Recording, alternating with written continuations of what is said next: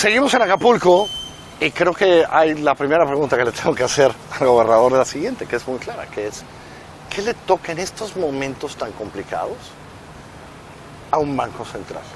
Es decir, y cuando digo complicados, lo sabemos, virus, de ahí petróleo, ¿Sí? Esto metido en una desaceleración, petróleo peor porque en esa crisis se pelean dos países muy importantes, coronavirus, con todas las incertidumbres que tenemos y las certidumbres que no son buenas, ¿qué le toca a un banco central? Yo creo que describes muy bien que estamos enfrentando un choque global. Yo diría que inclusive es un choque global sin precedentes. Yo creo que la mejor manera en la que podemos... No es 2008-2009. Es muy diferente. Es diferente. Tiene Okay. un origen diferente, una dinámica diferente, una secuencia diferente. Okay. Pero lo que sí tiene de parecido es la complejidad y que no tiene precedente. Destacaría que lo que le toca a un banco central es, en primer lugar, estar muy coordinado con las demás autoridades financieras. Lo hemos venido haciendo ya de varias semanas, esta semana especialmente. El lunes sesionó la Comisión de Cambios, anunciamos un incremento en el tamaño del programa de coberturas cambiarias. El día de hoy, pues básicamente acordamos varios elementos. Una, la primera subasta por $2,000 millones de este programa de coberturas cambiarias. También la Comisión de Cambios. ¿Te reuniste con Arturo? Sí, por supuesto, por supuesto. Sí, ayer hablamos con Arturo en este programa y sé que en la mañana estuviste ahí con Arturo y enlazado con los otros. Hemos tenido varias reuniones. Exacto. Que yo creo que ha permitido tener una ¿Qué es lo de hoy? coordinación. ¿Lo de hoy qué es? La decisión de hoy es una subasta más. Una subasta de $2,000 millones que se hizo el día de hoy en 4 subastas, se colocaron $460 millones. Y el segundo es que la Secretaría de Hacienda y el Banco de México como agente financiero de la Secretaría de Hacienda anunciaron el día de mañana habrá una permuta en la cual la Secretaría de Hacienda va a recibir títulos a tasa fija de 2 y más plazo a cambio de CETES a un año y bondes que son instrumentos de tasa revisable. Básicamente es una operación donde se reciben instrumentos con riesgo de tasa de interés y se entregan instrumentos que prácticamente no tienen riesgo de tasa de interés, precisamente para tratar de contribuir a un ajuste ordenado. ¿Qué nos toca? Estar coordinados, estar atentos al choque y tratar de tomar las mejores acciones para que el ajuste sea lo más ordenado posible. Alguien pregunta, ¿por qué esperar al 26? ¿Por qué no a lo mejor hacer una reunión antes y volver a examinar tasas, por ejemplo? Yo creo que lo que funciona en otras economías no es necesariamente directamente extrapolable. En las últimas 2 semanas prácticamente el entorno cambió por completo y lo que podía haber sido aconsejable hace 2 o 3 semanas difícilmente lo es hoy en día. Entonces, las 2 semanas que nos quedan de aquí a la reunión programada... ¿Es 26 o me equivoco? Porque sí, es la semana del 25-26. Exacto. Nos va a permitir pues, tener mucho mayor información de cuál es el entorno de las cosas y el choque que enfrentamos, que tiene 2 dimensiones. Una es la de crecimiento económico, tanto por el lado de la oferta, y por eso nos referimos a afectación en las cadenas globales de valor. Puede haber cadenas de suministro que se vean afectadas por aquellos países que producen algunos de estos bienes. Bueno, además, hablemoslo claro, China, que se había convertido como en el maquilador del mundo. En una parte muy importante de las cadenas de global mundiales, pues que va a tener una afectación muy importante. India, que para ciertas cosas también se había vuelto un proveedor enorme, también está en problemas, ¿no? Sí. Y ahí vamos a ver problemas en todo el mundo. Ese es el choque por el lado de la oferta. Ajá. Tenemos el de la demanda, que es los consumidores que van a tener, obviamente, pues menor predisposición a gasto, y también por el lado de las empresas que van a tener menor inversión, pues van a esperar a ver cómo se acomodan las cosas. Entonces, esos 2 choques por el lado de crecimiento, pero uno muy importante y que es el que está dominando en el corto plazo, es el de reacomodo de portafolios. Tenemos a los inversionistas que buscan refugio en activos de menor riesgo. Hemos visto salidas muy marcadas de mercados accionarios hacia renta fija, inclusive en las economías más avanzadas. Y también hemos visto salida de flujos en economías emergentes hacia economías avanzadas. Eso implica un reto muy importante para la política monetaria. Hemos visto un ajuste cambiario. Cuando me dices eso, dirías, a lo mejor no tendría sentido, especulando, tú no tienes que... Ya te posicionarás cuando te pelees con ellos el 26, pero a lo mejor siempre platicamos con muy buena disposición.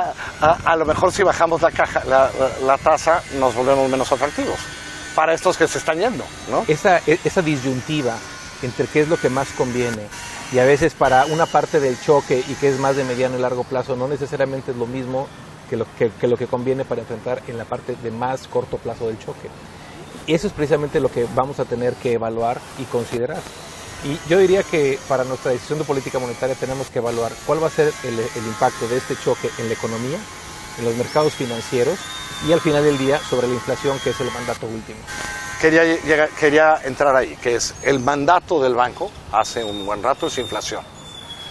Estas cosas generalmente uno piensa que cuando empiezan a haber estas recesiones raras, ¿no? No afecta la inflación. ¿Así lo ves?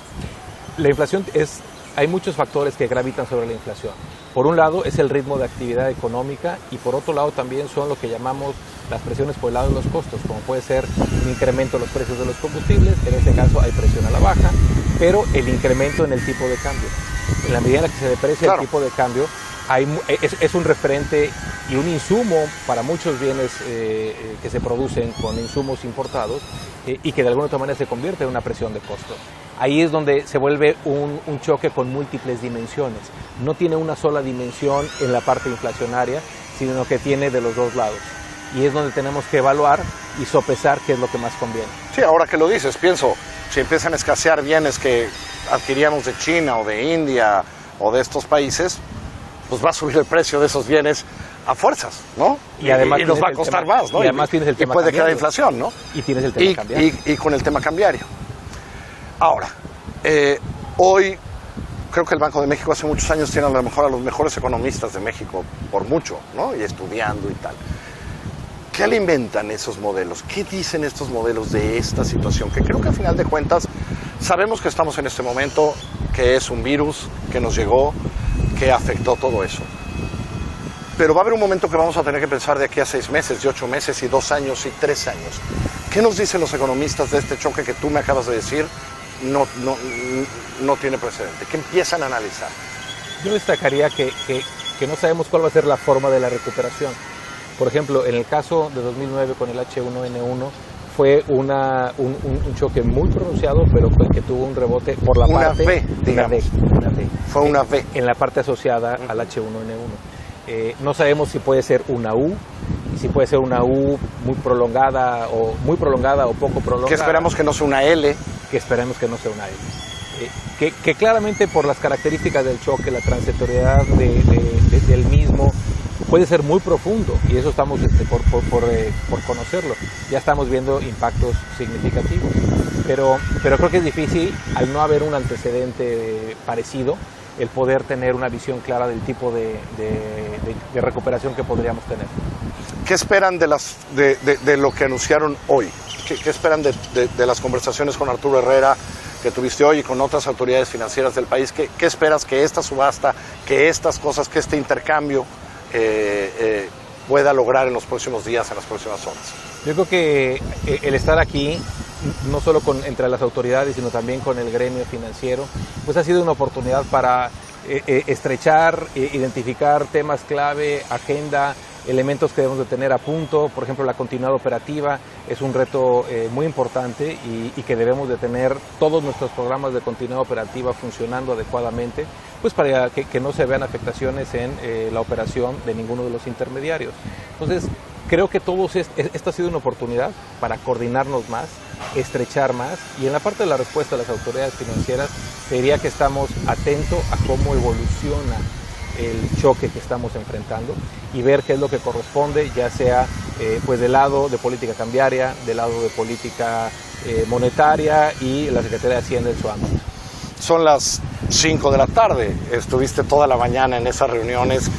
Vamos ahora a la ceremonia inaugural, pero supongo que después de eso tendrá que estar pendiente a mercados, ¿no? O sea, Acapulco va a servir para que estén muy juntos y tal, ¿no? Es decir, para seguirse viendo todo el tiempo, ¿no? Yo creo que es precisamente, hemos definido agenda, hemos definido prioridades, hemos definido algunos elementos que son clave y nos va a ayudar en los siguientes días ir monitoreando cómo van las cosas.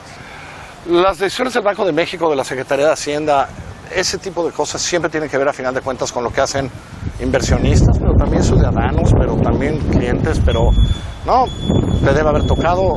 Los grupos de WhatsApp están vueltos locos en todas partes haciendo cosas.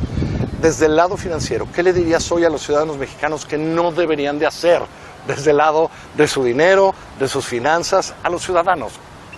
¿Qué le dirían desde el Banco de México? Por favor, esto nada más no, todo lo demás hazlo, pero esto no lo hagas porque no tiene sentido. Yo creo que lo que más conviene en momentos de incertidumbre es escuchar cuáles son las recomendaciones, primero en el ámbito de salud, y seguirlas con estricto apego a lo que se indique. No tratar de interpretar las cosas, sino actuar como se indica.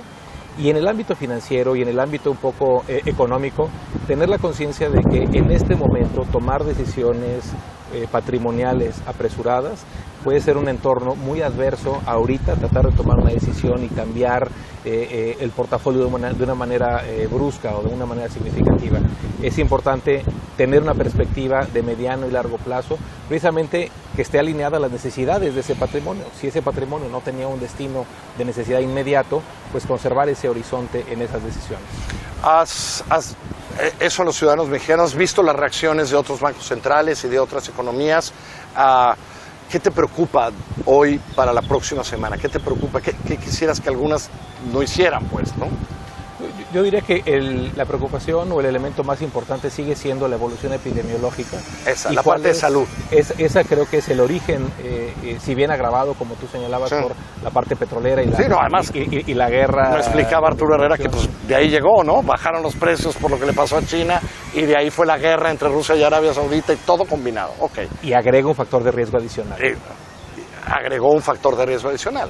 Entonces tú dirías, estas cosas que están pasando en el mundo, algunos países lo han hecho bien, otros menos bien, supongo, ¿no? Es difícil evaluar el punto epidemiológico. Yo creo que lo que es importante es tratar de, en el ámbito de la responsabilidad de cada una de las autoridades, tratar de poner lo que a nosotros toca para crear un ambiente con menor incertidumbre y, en la medida de lo posible, con mayor certidumbre en cuanto a cuál es nuestro objetivo, para qué estamos haciendo las cosas, cuáles son las herramientas que tenemos. Lo hemos venido haciendo especialmente a lo largo de esta semana y estaremos muy atentos a las siguientes semanas, cómo evoluciona, cuáles son las características y el comportamiento de los mercados y qué es lo que nos corresponde hacer. Mucha suerte, son días muy complicados que no imaginábamos hace 4 meses que nos iban a suceder. Sin precedente. Muchísima suerte. Muchas gracias. Gracias a ustedes, buenas noches.